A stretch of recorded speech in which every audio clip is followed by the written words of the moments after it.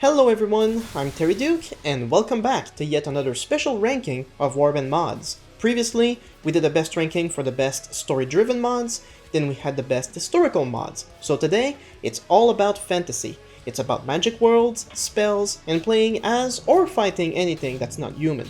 If you've seen my previous mod videos, this will probably get a bit redundant, but you know, we always got new players here, and well, if you're looking for a good fantasy mod, look no further. As usual, if you enjoy the content, feel free to subscribe to the channel. Seriously, as of making this video, I got over 1 million views, but I don't even have 5,000 subs yet.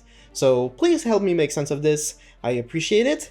Thank you. Now, just to be clear, while these mods all feature fantasy, the best mod among them is still up to you, based on what you like. Fantasy mods can mean spells, it can mean non-human species, as well as adaptations of fantasy worlds or completely new ones. I ranked all of these mods previously in different contexts, but this time I'm ranking them purely based on personal preference, whether they are high fantasy or low fantasy, based on previous works of fiction or not. So let's do this. At number 15, we have Skyrim Civil War. As the title suggests, this mod is set in Skyrim. You will find the same species, the same units and factions, the same music as Skyrim, everything. Now, if you saw my latest video, you know Skyrim is not a game I played much, so this mod has little value to me. However, if you love Skyrim, this is basically WARBAND in Skyrim, and there's not much else to say beyond that. A broader complaint for me though, is that besides recreating the world itself and doing so very well, the mod itself doesn't seem to bring any changes to the gameplay, so it's actually a fairly light mod compared to others on this list. You won't find this mod on ModDB because it got a copyright claim or something, but thanks to a subscriber of the channel, I now have a copy of the mod in my Google Drive, and I left a link down below, so if Skyrim is your thing, have fun. At 14, we have Age of Arthur. This mod is basically Brittenwalda, one of my favorite mods of all time set in the UK during the Dark Ages, but with the legend of King Arthur added on top of it. So in terms of fantasy, it offers a bit, with witches and wizards and the occasional spells. These all come into a central quest that the mod also offers that center around King Arthur. However, I've never been big on this story, so I'm not all that invested, and the mod screwed up the siege mechanic from the mod that it's based on. For more details, make sure to check my complete review of the mod. However, it is a pretty intense mod with lots of gameplay additions, but the fantasy elements themselves are somewhat rare and not at all centered to the mod. At 13, we have Paradigm Worlds. I hesitate to call this mod fantasy because it's just a big cluster of an art experiment on the part of the modders. Paradigm Worlds is set in a post-apocalyptic future ravaged by biological warfare, so the mod doesn't really feature fantasy elements like magic, but we do have all kinds of non-human species like mutants and the undead. There's also giant spiders and super vampires. It's anything but realistic.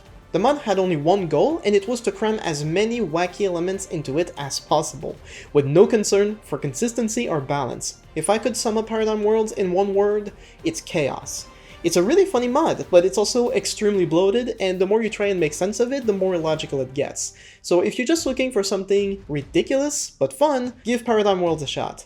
But okay, at number 12, we're taking a big step back where simplicity is bliss. With a more conventional mod, if you will, it's Phantasy Calradia. Of all the mods in this video, this one is a great place to start for anyone getting into fantasy mods. The title is self-explanatory. Phantasy Calradia adds fantasy elements to native Calradia. We have new troop trees for spellcasters. You yourself can now cast spells, which you buy from different guilds. There's a few fantasy races like orcs, elves, and the undead that replace the native bandits. And that's pretty much it. It's a good mod to learn about spells that doesn't also overwhelm you with a massive new world and lore. However, this appeal is also the main drawback, and it's that if you're not new to fantasy mods, this one will feel pretty simple in contrast. But if you want to take it a small step further, you can give number 11 a shot, and this is Legacy of the Dragon. This one I discovered recently, and in a lot of ways it feels a lot like Phantasy Calradia, but with the extra layer of being set in a different world. And that's pretty much it. Because of the new world, there's also tons of new items and units, new factions, and overall it's a pretty decent total conversion. The spells work almost identical to Phantasy Calradia, as they are accessed by meeting sorcerers of different sects to learn different spells and buy new gear. A personal favorite spell tree of mine though is the Necromancy, which allows you to take time while in camp to summon the undead into your party. An efficient way of getting troops without paying for them, and they look pretty cool too. Overall, Legacy of the Dragon is pretty good as a fantasy mod, but it lacks in other areas, hence why it's still pretty low in the list. The dragons especially are an impressive attempt, but they also show the limitations of WARBAND.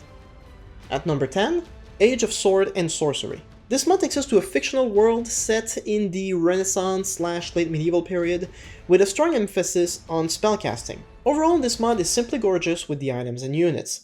The world itself is fairly fleshed out, with different guilds that offer different quests, as well as many caves and dungeons to explore for loot. This is another mod for which I did a full review, however, I will say that since then I've come to think less highly of the mod.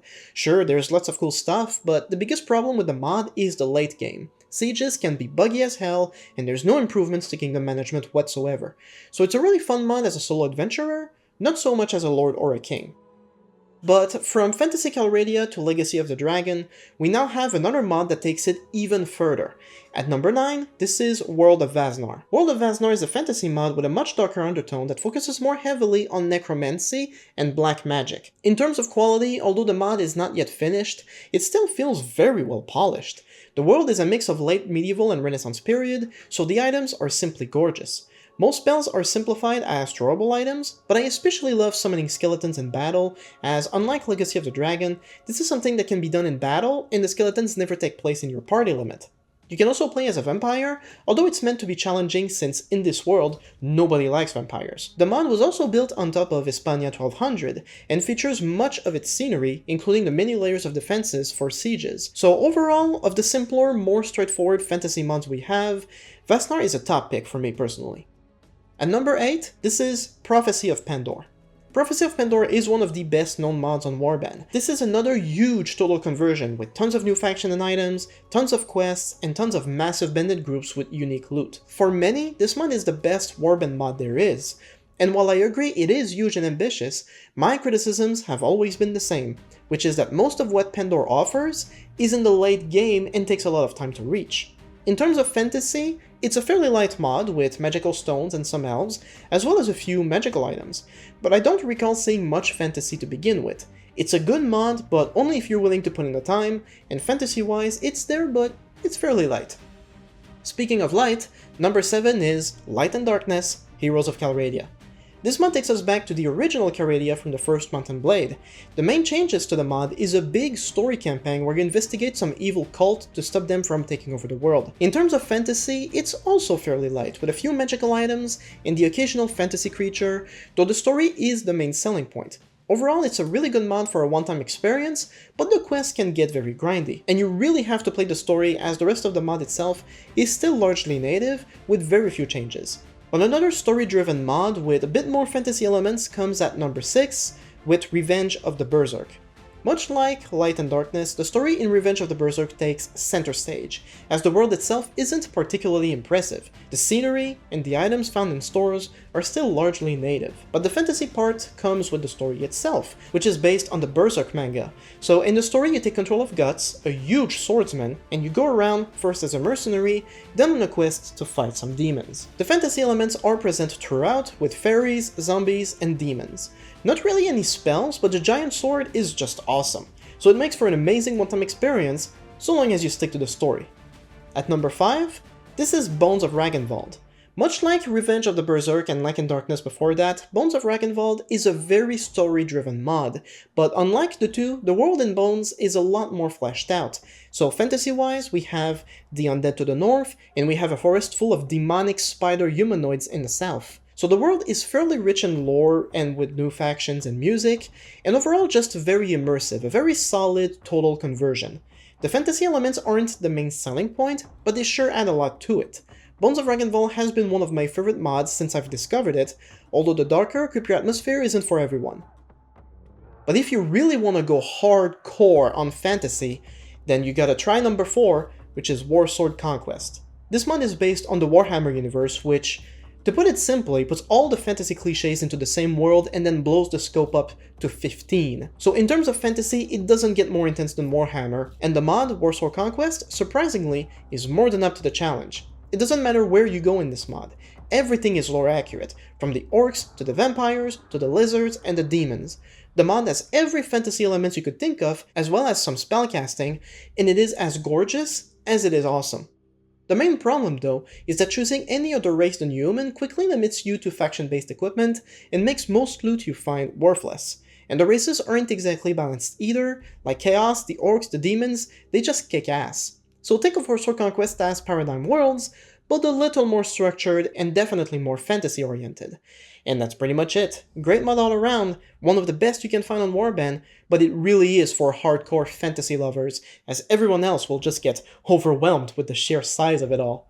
At number 3, this is The Last Days of the Third Age. Now, TLD for short is undeniably one of the best mods ever for Warband, or at the very least, one of the most ambitious, and it's all based on Middle-earth and Lord of the Rings. Now, I don't personally like Lord of the Rings very much, but I can't deny the quality of this mod. They recreated Middle-earth perfectly, from the scenery, to the items, to the races, to the story itself, with cutscenes, and a central quest based on which side of the conflict you choose, bunch of unique quests, and of course, the battles are simply epic. The biggest criticism I have of the mod though is the decision to make each kingdom use its own currency, which you can only earn from completing quests for said kingdom, meaning it's almost impossible to amass wealth in the game, let alone buy anything of value anywhere else in the world. But besides that, TLD is simply amazing. This is the go-to for any fan of the Lord of the Rings, no question about it. But at number 2, we have a world which I'm actually a big fan of, spread across 2 different mods. These are Clash of Kings and World of Ice and Fire. These 2 mods are based on the Game of Thrones novels and shows, and in that regard did about as great a job as TLD did. The world is immersive, as are the items, the characters, the music. It all works really well. I tend to always put the mods together because they really are on the same level of quality, but whichever you end up choosing really depends on you, mostly based on the currently listed reasons. But overall, in terms of fantasy, Game of Thrones is fairly low fantasy to begin with, so there isn't much to it. There's no spells, mostly you can go beyond the wall to fight ice zombies, but the mods are nonetheless some of the best I've ever played. Although I'll admit, both in terms of fantasy and overall quality, because I really am a big fan of the books, this is a very biased position. They're cool mods, but whether they deserve a top spot is very subjective. And finally, at number 1, no surprise there, this is Perisno. Of all the fantasy mods out there that came up with an entirely new world and lore, Perisno is probably the most fleshed out of them all, with new factions, detailed lore explaining them all, and a gameplay designed to be on the hardcore level of Warsword Conquest with massive, diverse bandit groups and minor factions, as well as the iconic Zan invasion, which is when a 10,000 strong army invades Perisno and just wrecks everything in its path. In terms of fantasy, we don't really get spells, but the game has different races, such as elves called the Nephili, the giants and the dwarves, and they're all fairly fleshed out by now. The game also offers to ride giant wolves and bears into battle. There's the occasional abomination found with demon worshippers, and the mod offers tons of new quests, lots of reward, complex kingdom management, and has overall been my favorite Warband mod for the sheer intensity of battles, the beautiful music, and essentially checking all the marks on what makes a great mod for me personally. And that's about it for today. With story-driven, historical, and fantasy mods all having their special rankings, I think we're done with those. In terms of actual mods, you people have still been recommending more for me to try out, so it's very possible in the future that I will do another mods review. So if you enjoy the content and don't want to miss out on more, make sure to subscribe if you haven't done so already. And before you make more recommendations, feel absolutely free to binge my mod videos, as by now, it's very likely whatever mod you have in mind is one I already covered. But anyway, thank you all so much for watching, and I'll see you next time.